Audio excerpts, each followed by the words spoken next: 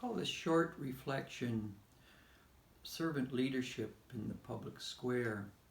We live in a time of intense culture wars in which elements of the progressive left turn viciously and rhetorically on the reactionary right, and the right does exactly the same to the left, and they're like rams in rutting season. And so when you have people so polarized and clashing, it's very hard to move forward in the public square or in the city in any meaningful way, for the simple reason that people are not there to listen to one another and learn from one another, but in many ways they're there to demean, to undermine one another in terms of their understanding of the hot button issues in the culture wars. Needless to say, such intense clashes are not new. History is replete with clashes between political right and left, and people not listening to one another. So what is the role then of leadership, servant leadership in the public square, in which people do not become ensnared or cabin-cribbed and confined by the tribalism of the right and left? I'd like to reflect briefly on just 4 moments or periods in Western history in which we see servant leadership at work. The first would be the classical Greek form of education, story told in the Greek tradition of the, in this case, men who were given a fine education by some of the leading teachers of the time. And when their period of learning had ended, the parents came to the teacher and said, "We'd love a fine graduation event." And so that time was arranged. Parents came in the best dressed togas, and they were expecting their children to be equally dressed for the moment in good form. But when the students arrived, parents expectant, the best food laid out on the tables, the students arrived with the robes of a working man and a mortarboard hat. Interesting enough, in graduation today, we still have the mortarboard hat and the robe that is worn. What is that history from? Well, the teacher then said to the parents, he said, "The people I have trained are going to be, above all, they're going to be the ones who build the cities, like people who build houses and lay foundations. They're not meant to see themselves as better than anyone else, but in fact as servants of one and all. And the clothes I've given them to wear for this graduation are meant to reflect, they're meant to be a metaphor of the role of those who have had the good fortune to be educated, but then the responsibilities to go with that." And so to this day, students who graduate usually wear the mortarboard hat, which is the mark of the worker, and also the garment, which is, again, highlights what they're meant to be in terms of servants of their community. Not ones who buy into ideologies, but ones, hopefully, who open up people to critical thinking that allows one and all to enter into a meaningful dialogue and conversation. The second point from Plato's Cave, Book 6 in the Republic.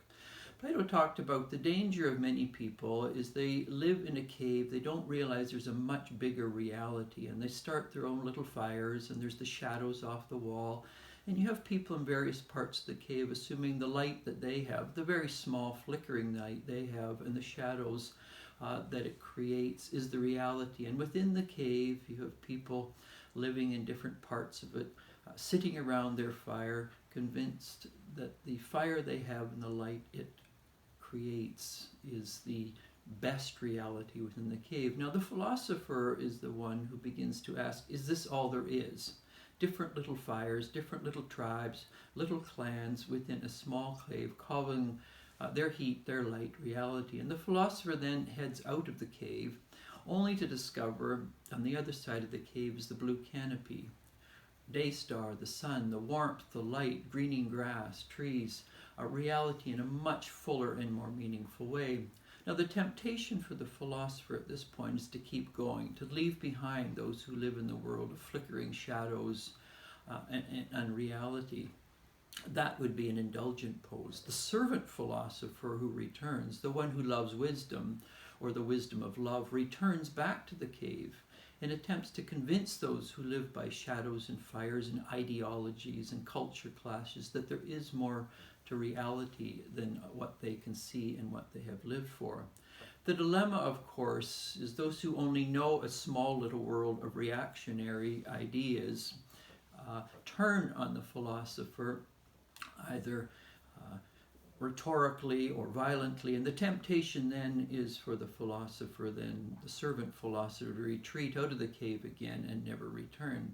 The task of the servant, which is the philosopher, is to remain within the cave and be faithful, even though misunderstood, caricatured, often knives in the back, but to continue to be the servant of truth, of wisdom, and of love, and then the implications that often follow from that. So the two extremes, of course, is one, those who do not ask the big questions, they live by their little fire and the shadows, or those who just leave the herd behind and don't return Nietzschean style.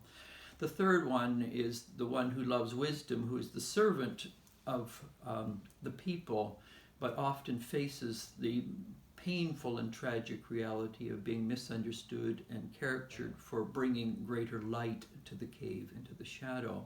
So Plato embodied in many ways, building on the earlier example I mentioned of the mortarboard and the cloak, the servant philosopher in the city, who encourages people to grow beyond ideologies into wisdom and higher than wisdom, love, which you will get in Plato's Symposium in Phaedrus. The third incident is from Hermann Hesse. Hermann Hesse was given the Nobel Prize for Literature after World War II, his glass bead game, a classic. He was in many ways a very significant figure of the counterculture in the 1950s and 60s. But one of his earlier books, Journey to the East, was the story of the league of men and women who were journeying to the east, not the east simplistically as in the Orient, but the east where the sun rises, where light begins to come. And one of the figures in the journey to the east is Leo. And Leo is the one who brings the food along, packs the sacks, is essentially the servant to these spiritual people who see themselves as questing for spiritual enlightenment and insight and illumination and wisdom. And this league stays together for quite a period of time as Leo is ever there for them, listening to them on the journey, being with them, their concerns, the different pilgrims as there were, clashing with one another. But there comes a point when Leo leaves, and at that point those in the league fragment. And the rest of the story, the journey to the east, is the narrator reflecting on why at a certain point in this journey did those in the league fragment, separate. And he goes on a quest, and he eventually, of course, what draws him is the Polaris of Leo, only to discover in his journey, Leo, of course, being a symbol of the lion, but also the lion which can be indebted more to power and dominance, but more the lion of the servant lion. And only to discover, the narrator discovers in Journey to the East that in fact Leo is the head of the league.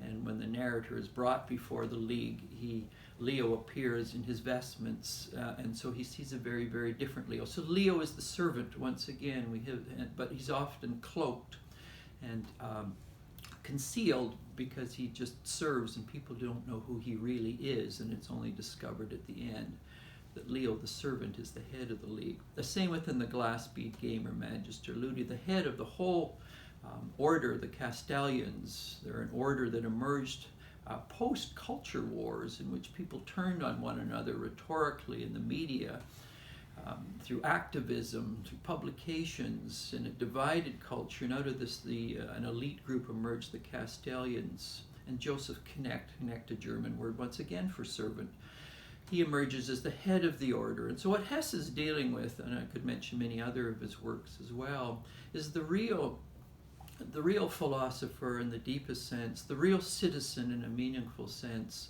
is the one who transcends the tribalism of right and left, of the world and the cave, but through service, not through entering into the clashes, but somehow in a kindly and gracious way, assisting one another on the trail to say, Is there more to the world and to interpreting the hot button issues than your own interpretation allows us to see? And if so, what might that be like? So calling people to deeper places in their humanness and their humanity rather than reactionary and simplistic and brittle ideology. The last one, of course, would be Aragorn in Lord of the Rings.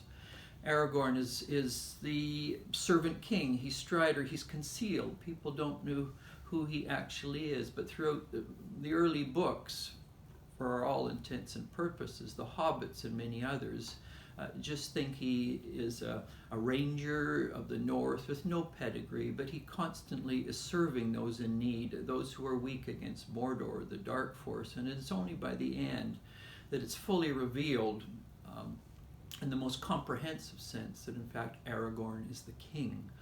And so once again, the servant leadership that Tolkien portrays, just as Hesse portrays in Journey to the East, what Plato is doing in the cave, and actually the foundation, what education is all about. The real leadership in a meaningful sense in the public square is about those who are willing to see themselves as servants of the people, and in doing so, walking people beyond often simplistic understandings of the difficult issues in the culture wars.